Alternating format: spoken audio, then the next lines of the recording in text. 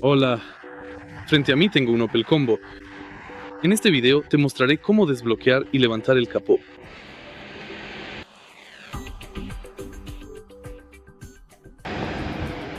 Al principio echa un vistazo debajo del volante. Justo aquí tenemos esta palanca. Simplemente tira de ella y ahora, cuando el capó esté desbloqueado,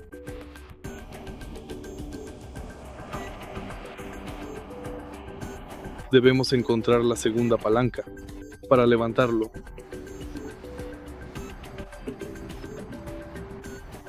La segunda palanca está ubicada justo aquí.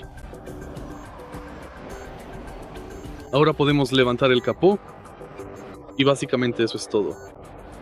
Si te ha resultado útil este video, por favor deja un like, comenta y suscríbete.